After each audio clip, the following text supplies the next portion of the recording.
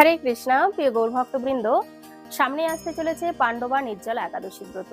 এই একাদশী কিন্তু সম্পূর্ণ নির্জলা একটি একাদশী ব্রত এবং পঞ্চপাণ্ডবদের মধ্যে স্বয়ং ভীমসেন নিজে এই একাদশী ব্রত পালন করেছিলেন বলে এই নির্জলা একাদশী ব্রতের নাম হয়েছে পাণ্ডবা নির্জলা একাদশী ব্রত।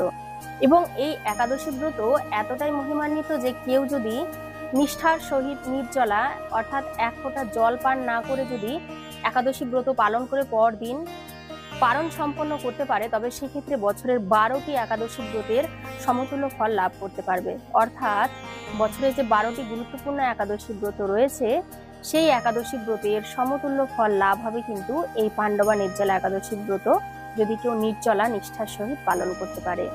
এবার প্রশ্ন হচ্ছে, এই পাণ্ডবা নির্জলা একাদশী ব্রত কবে করব? 25শে জুন বৃহস্পতিবার নাকি 26শে জুন শুক্রবার? এই নিয়ে অনেকের মধ্যে মতবিরোধ রয়েছে, দ্বিধাদ্বন্দ্বের মধ্যেও জড়িয়ে গেছেন। তো এক্ষেত্রে আমি আপনাদেরকে একটাই সিদ্ধান্ত দেব। পশ্চিমবঙ্গের ক্ষেত্রে বিশেষ করে আপনারা অনেক সমস্যার ভুক্তভোগী আছেন, বাংলাদেশের ক্ষেত্রে অনেকে রয়েছেন যে 25শে জুন বৃহস্পতিবার পালন করব নাকি 26শে জুন শুক্রবার। আমি আপনাদের সামনে যে তালিকাটি উপস্থাপন করব এটি বিশুদ্ধ চান্দ্রপঞ্জিকা এবং স্কনের যে সিদ্ধান্ত রয়েছে সেই সিদ্ধান্ত অনুযায়ী।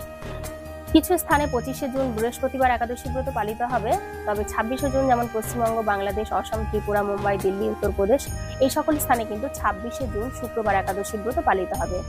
তার বিশেষ কারণ হচ্ছে 26শে জুন এই পাণ্ডবা নির্জলা একাদশী ব্রত পক্ষবর্ধিনী মহা দ্বাদশী সংযুক্ত থাকবে।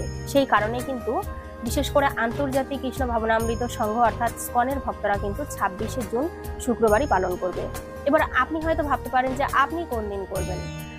আমি সেক্ষেত্রে সিদ্ধান্ত দেব, যদি আপনারা সদ্গুরুর চরণাশ্রয় গ্রহণ করে থাকেন, আপনারা যদি 4টি সম্প্রদায়ের যে কোনো একটি সম্প্রদায়ভুক্ত হয়ে থাকেন, সেক্ষেত্রে আপনাদের যে গুরু পরম্পরা রয়েছে সেই গুরু পরম্পরা অনুযায়ী দেখবেন কোন দিনটিকে তারা নির্ধারণ করছে।